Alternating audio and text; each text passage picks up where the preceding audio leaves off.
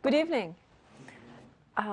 What a lovely place. I think this was Gertrude Stein's concept that they brought to life here at this bookstore, Books and Books in Miami. My God, the cafe and restaurant and courtyard, magnificent.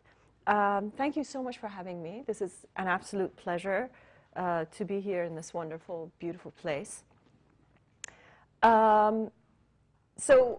This will not shock you because you don't know me, but I started out as a poet, and the idea of writing about a crime is the farthest thing that has ever been from my mind. I have never pictured myself in any way, shape, or form interested in guns, blood, dead bodies, and I've tried to stay away from them for as long as I can and as far as I can. And usually even when we're watching TV at home and someone draws out a gun, I'm the first person to reach for the remote control and change the channel. This won't surprise you, but the fact that I ended up writing about an assassination was a complete shocker to me. And the way this fell into my lap, so to speak, was that, as it was mentioned earlier in the introduction, this political assassination that I wrote about took place in September of 1992 in Berlin, Germany, at a restaurant. And two gunmen, one with a machine gun, the other with a handgun, walked into the restaurant and started shooting at the 8 guests who had gathered over a dinner party that night and shot them all. 4 died instantly, and the other 4 survived. Now, of the 4 survivors, 1 ended up being my house guest for several weeks. And I knew very little about him. He was a friend of a friend who was coming through town in New Haven, Connecticut, where I live. And as I was trying to cook dinner in the evenings, keeping him company, you know, trying to be a good host, I would be chopping onions, and he would be sitting across from me, trying to help and making conversation. And I made the mistake of once asking, "So, what happened to you in September of 1992? And then the rest was history. Just like Scheherazade, he would tell me a new installment of what had happened, not simply the night of the murder, which to many minds might seem as the most interesting or the most intriguing part of the story. But actually what I found most fabulous and most engrossing was the way in which the investigation and everything else unraveled. So I would be making my dinner and, you know, going about my own thing in the kitchen, and he would be giving me the next day within the investigation, the next day, until he came up to the trial. And by the time he reached the trial, which is about a year into his storytelling, I thought that I should take a trip to Berlin, Germany, and visit other people.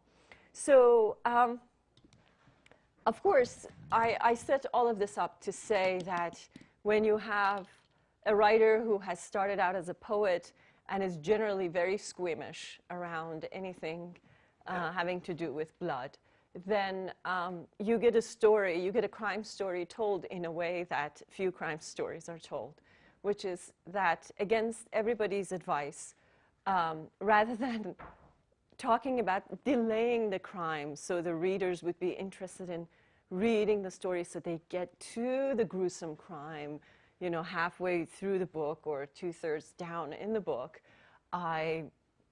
being as squeamish as I am, I get rid of it in the first 5 minutes of the book and say, you know, let's move on now, you know.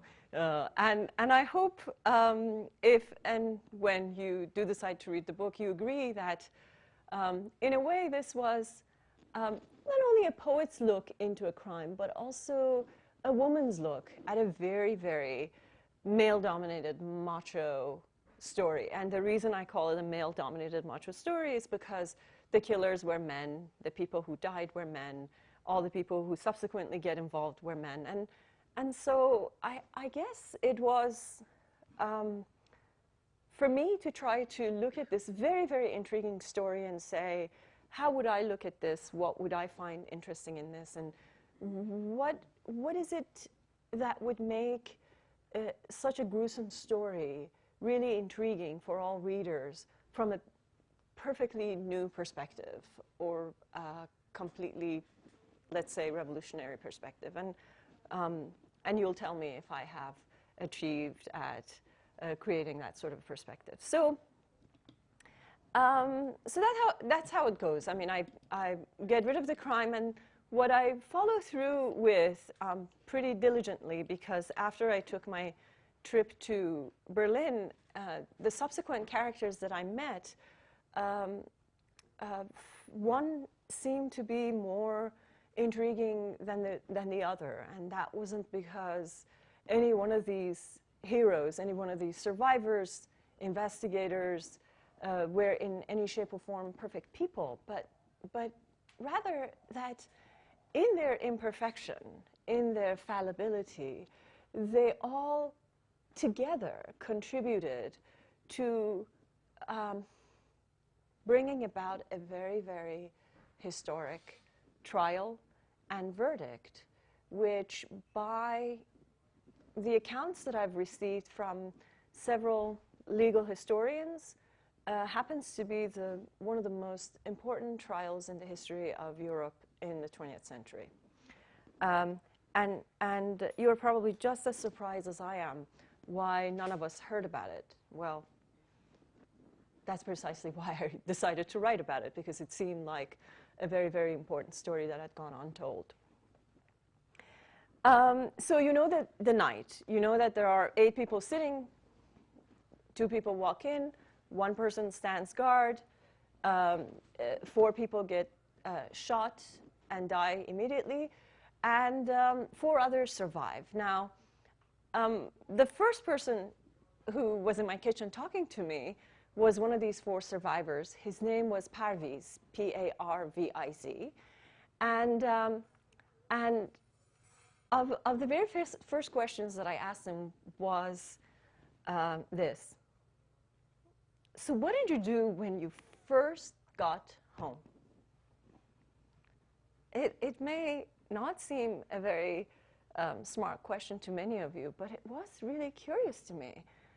What if one of us in this room survives such an atrocious crime, and the police comes, we go to the headquarters of the police, we get interrogated, whatever it is that they do, fingerprinted, I don't know, and then it's all over, and several hours later, in his case, 4 or 5 a.m., and now you're all alone, and you have to go back to your life as usual. You have to go back to your own space, your own apartment.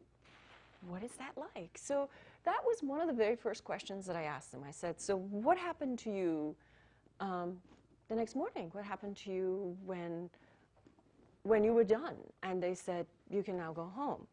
And so I will read a very short passage from the moment he arrives home and what are his thoughts, and then follow through with some of the other characters thereafter. These microphones are wilting. It's okay? Okay. Calls.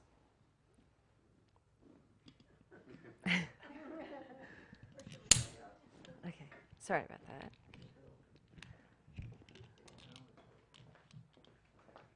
I broke the microphone.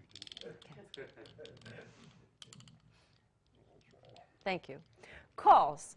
All he wanted to do was to make calls. He paced the perimeter of the apartment, from his living room couch across the television set where the news was on, to the balcony for air, to the telephone on his bedroom desk, to the stove in the kitchen where he was boiling water for tea over and over again. His morning routine had vanished. The thought of eating or going to bed did not enter his mind. He dialed his secretary. I won't be in today, he told her, and when asked why, he broke into an endless sob. Were you robbed? Is your mother dead? Is your daughter missing? Came the secretary's frantic questions.